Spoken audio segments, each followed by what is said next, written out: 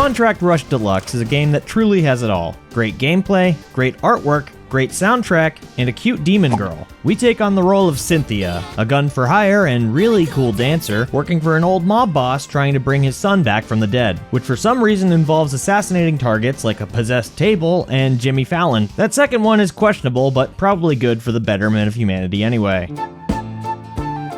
While it functionally serves as an excuse to do very distinct, individually themed levels, the story is deceptively engrossing as you learn more about each of the characters and the lore of the world, all leading up to a satisfying payoff that left me sitting at the end credits thinking, yeah, that was nice. It wasn't my primary draw to Contract Rush, but it's always a pleasant surprise when a game defies expectations like that. The game involves tackling a series of 6 levels or contracts that you can choose to do in any order, Mega Man style. You explore and shoot your way through each, grabbing passive power-ups to get stronger and stronger until you go from pea shooter to piss cannon. Oh, right, nickname in college or something, I don't know. To take on the target boss at the end. It's equal parts bullet heaven as it is bullet hell. Just when you think you can't get any more overpowered, you're shooting non-tuple bullets and have 5 double jumps. I'm fairly confident this is the first and only game to have the word quinquagenuple in it, but if you manage to find one, let me know in the comments for a chance to win absolutely nothing. The levels themselves are incredibly well designed. Each has their own narrative arc, gimmicks, and bosses that make them all memorable in their own right. For instance, there was a level that had an arcade with 3 fun little mini-games, including a really creative card game version of Rock, Paper, Scissors, where on my first time playing it, I somehow drew Exodia on my initial hand and won instantly.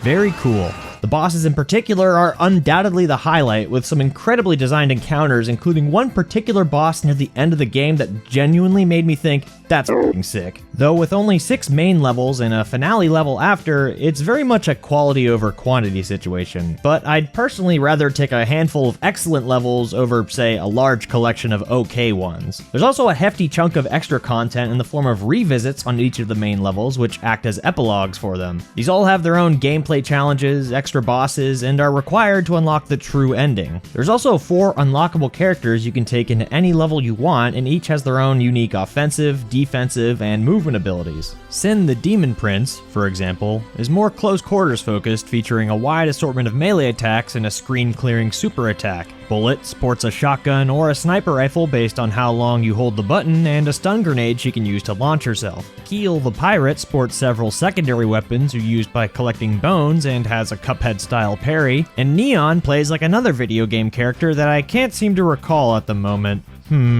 Oh yeah, Mighty Number 9. My personal favorite, though, are the subcontracts, which are a collection of challenge levels that, if you're like me, you will obsessively grind at for hours trying to 3-star every one or even just to beat your own records. I was so proud of one of my runs that I sent it to the dev in an email, which if he had a nickel for every content creator that did that, he'd have 2 nickels. Which isn't a lot, but it's weird that it happened twice, right? You're still maybe looking at 10 to 15 hours of game to 100% everything, but every piece of content has been so meticulously crafted that none of it feels like filler. It's all cattle and no hat, or all cookie and no ook. I also can't emphasize enough that the final level of Contract Rush is probably the coolest stage of a game I've experienced in recent memory. So as to not spoil anything, I'll describe it like I'm a 6-year-old trying to tell any story ever.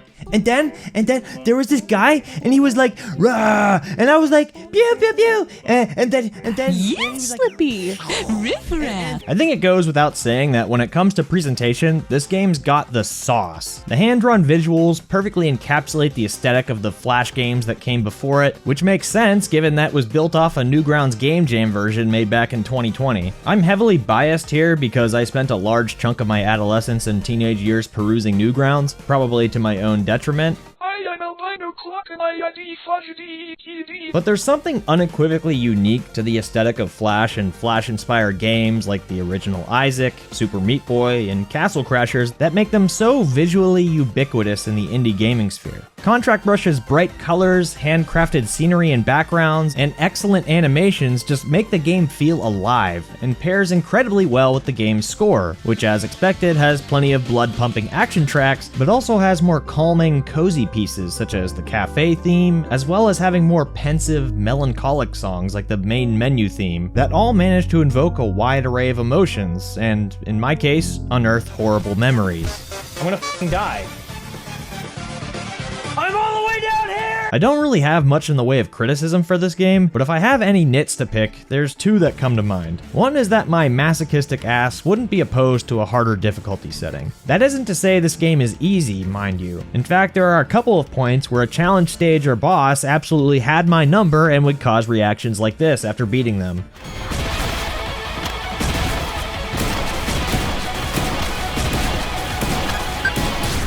Yes! Finally!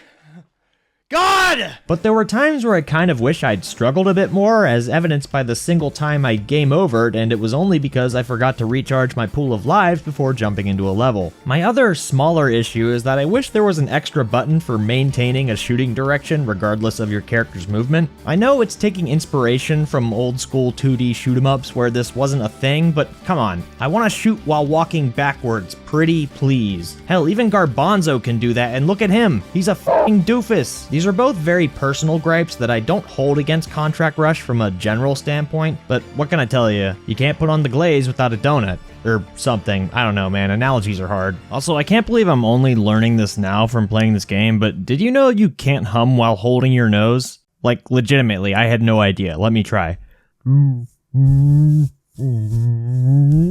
Overall, Contract Rush Deluxe is a phenomenal game. Much like other games from small dev teams, it's clearly made with a lot of passion and personality that's felt from beginning to end. And it's criminal that it hasn't gotten more attention for how quality of an experience it is. I know Silksong is out in a week from the time this video gets posted, which, like, holy shit, I still can't believe it's real. But when you're done skonging on Hornet until you shaw, maybe give Contract Rush a look. And don't do it for me, or even for the devs. Do it for this little guy. He needs you. Get to it. So on mobile, there's a thing called hyping now, so I don't know if it's there, but if you could go ahead and do that, that'd be really cool. Thank you.